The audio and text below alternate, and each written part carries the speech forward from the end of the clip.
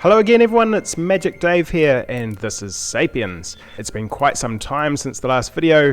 There's a couple of reasons for that. One was Christmas. Also, it's just getting to the point now where I'm doing quite a lot of kind of polish and gameplay things and also later game content, and I don't necessarily want to show you guys all that stuff. It'd be nice to just leave a few kind of details for YouTubers to show you guys later on, and also not to give you too many spoilers about what the gameplay is and things. So yeah, I probably won't be doing as many videos over the next year until release, but yeah, I'll still try to do a few, and it's definitely time to say, hey, I'm still working on it and it's going really well, but yeah, it's just I haven't been doing as many videos. So first up, as you might see on this fire, there's actually a bit of bloom, and there's bloom sort of around the trees and things too. It's fairly subtle. It's just a bit of a glow that helps to sort of show the contrast and just make the scene. It sort of ties it together a bit more. It's a fairly common effect, and it just took a day or two to do. I just thought it was about time that I did it. It actually does affect the user interface as well, which I think is kind of cool. It doesn't have to, but I've decided to do that, and I think it just ties it all together. Given that this UI is actually rendered in the world in 3D and stuff, it does sort of make sense. And yeah, it has a nice effect on the water as well. It really does help to make everything kind of sparkle and shine nicely. So yeah, I'm really happy with that. Also, I guess other graphical changes, the pine trees have all been redone.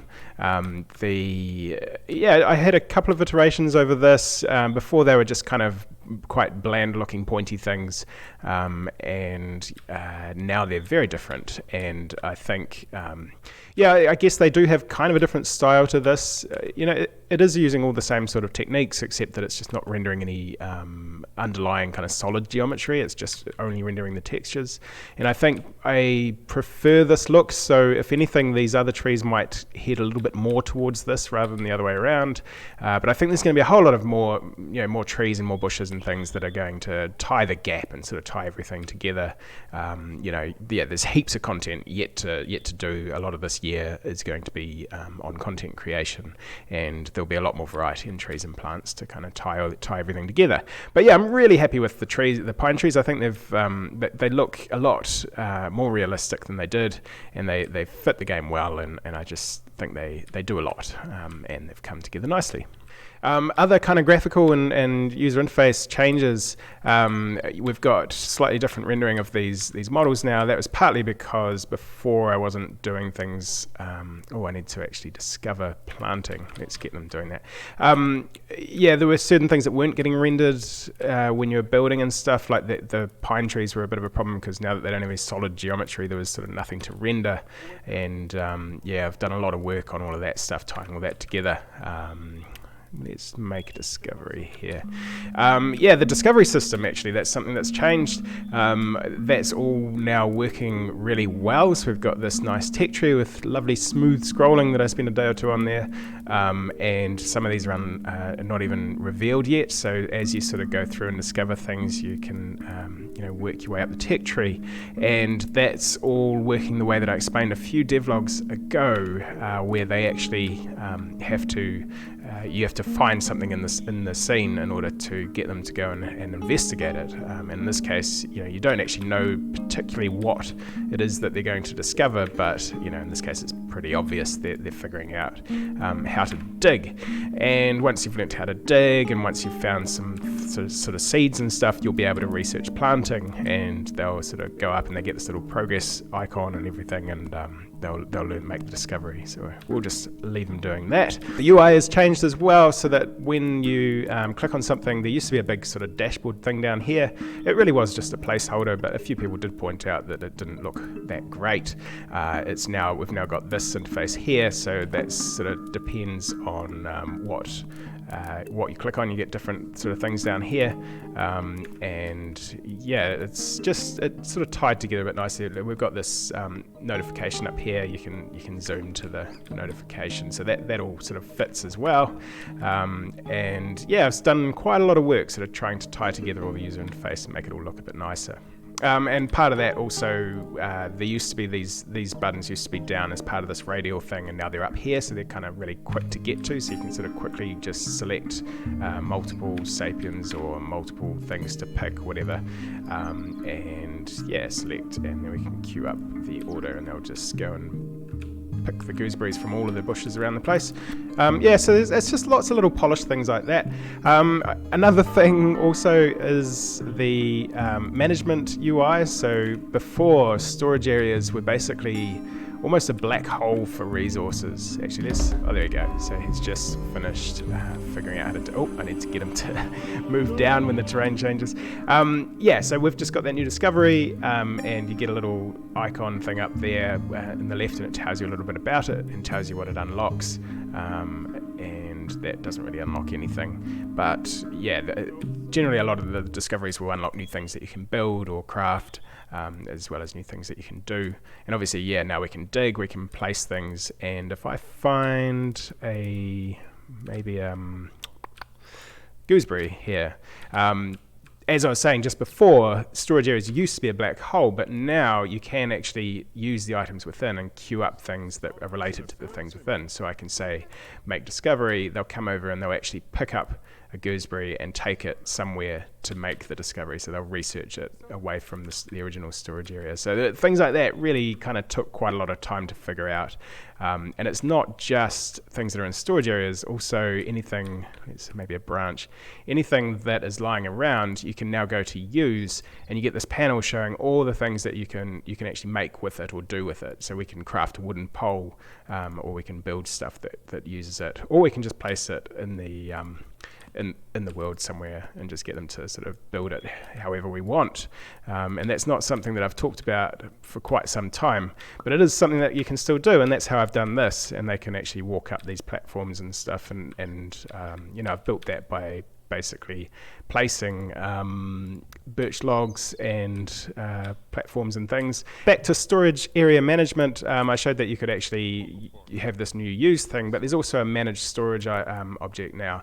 So storage, the thing that I want storage to solve is, there's a couple of things. One in particular is there will be resources that you'll need to go a little way away in order to find. I don't know how far exactly, but you know, you'll need to maybe you'll find a deposit of iron over here or something, or you know, flint is certainly a little bit tricky to find at the moment. So as it was, there wasn't really any way for you to transport stuff from far away back into your base, or to transport food that you're growing at your base out to these outposts.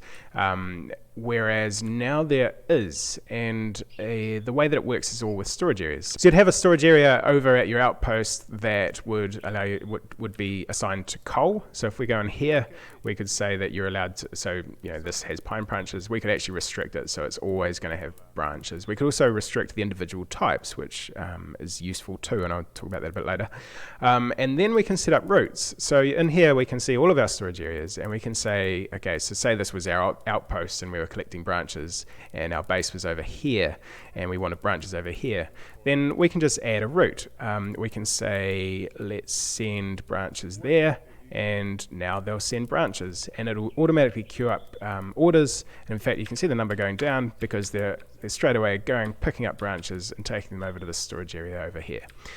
So you can split out things, and you can have trails of sort of storage areas, and they can be much further apart than normal, because normally they won't go more than a few hundred meters away to find what they need in order to build or craft something. But this allows you to transport goods over large distances. And my plan from here is also to make it so that you'd be able to assign a certain delivery mechanism. So maybe at some point they'll probably have sleds and also horses and camels and things like that to actually allow you to transport goods a bit faster and in larger quantities. And so you'll be able to say restrict this to only allow horses or whatever. And yeah, obviously I've got to plan that out a bit more and figure out exactly how it's going to work, but it will be something along those lines. But anyway, that interface I think is actually working extremely well. I'm very happy with this. You can actually also jump between them and move between all your storage areas. You can see your entire network zoom out and see exactly where they're all going to be going, and yeah, you can see all the paths and where things are flowing and what items are where. And yeah, as I said, this whole thing with accepting only particular items means that for things that can be stored together, like for instance, when you clear grass, you'll get grass that then turns into hay over time. So you could actually have a storage area outside that allows the grass to turn into hay really quickly, and then put another storage area inside that only takes hay. And so they'll dump grass and hay potentially in one storage area outside, and then as soon as it turns to hay, they'll get orders queued up to bring it over and take it inside in order to make it last longer, because hay and grass do degrade faster if they're outside and not covered. So that's probably enough about storage areas. There is more stuff there. There's more that you can do and stuff, but that's probably enough for now. I've also added the ability to deconstruct things. Now this can't be just deconstructed because it's full of stuff, but we could, for instance, deconstruct this if we cancel the build. So we've now cancelled this, so it's now in a state where we've still queued up a build, but we've paused it. Basically, it no longer has an order associated with it. So we can either re-queue up the build, or we can tell it to deconstruct. And because that had nothing there yet, it's just disappeared. So we've got rid of that order. So it's kind of amazing that I got this far in development without having any kind of ability to cancel build orders or to remove objects. But that's actually the case. I didn't need it for my own development and stuff. But obviously players do want to be able to do that kind of thing. So for this campfire, we can say, let's extinguish it. I'll just speed it up to get someone to come over and do that. So they've come and extinguished it.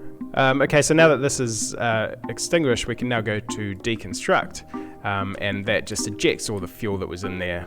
I could make it so they come and pick that up, but it's quite a lot of work and all of these sort of little bits and pieces, so I thought just ejecting it's fine in this case.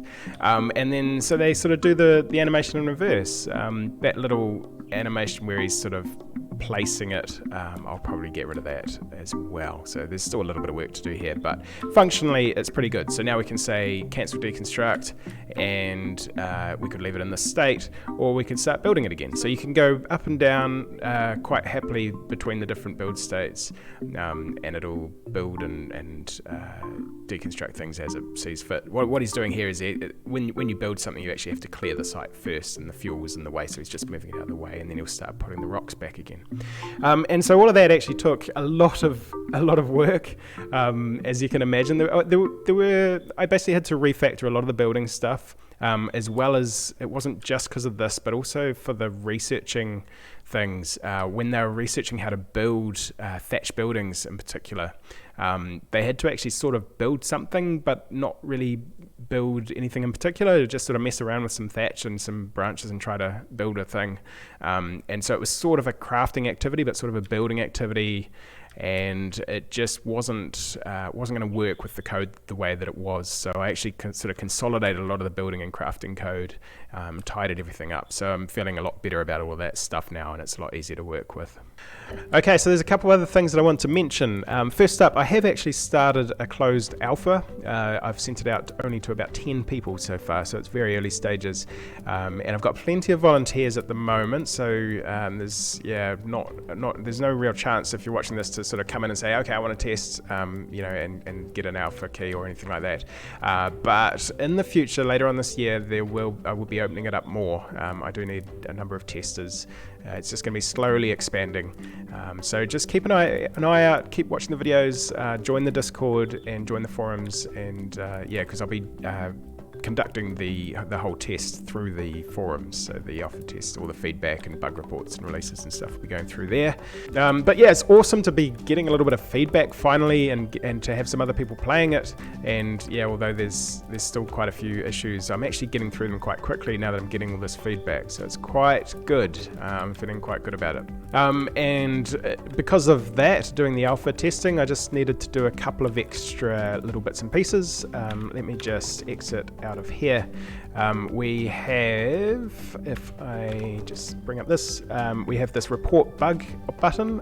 This import reports one is actually only visible to me in the development version, but when you hit report bug, you can actually submit a bug report, title, everything. But what's really awesome, and I'm so glad I've done this, is that you can actually send the world save files. So this is allowing me to get the world save from testers, and that gets uploaded onto Amazon's S3 servers, and it's all very straightforward. You know, you can just enter it in there, hit a button, file up a bug report, and then I'll be able to download this file.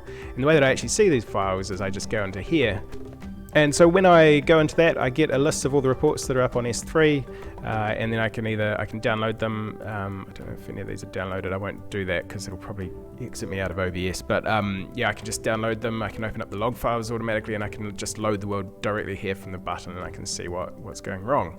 And that's just amazing. I've already fixed a bunch of crashes and issues, and yeah, it's just, I'm so glad that I've done this with blockheads. If a player had an issue with a world save, then unless it was a server world and I had access to that server, I was pretty much screwed. I couldn't get the information I needed to fix the bug, whereas in this case it's all very straightforward. So this is all working very, very well. And as well as this, I've added the key bindings interface. So this just took a couple of days too, but you know, in development you don't need to worry about this. You can just have hard code all the keys was what I did. It was just whatever worked, simple stuff. But now I had to actually map all of these to all of the actual events to the different key bindings, and then you can just go in and change it and reset it and stuff. And it's all working beautifully. So that's nice to have that done. I'm sure a lot of people will appreciate that. So from here, I'm really feeling that the Steam page is lacking. If you haven't had a look at the Steam page, please do, and wishlist it while you're there.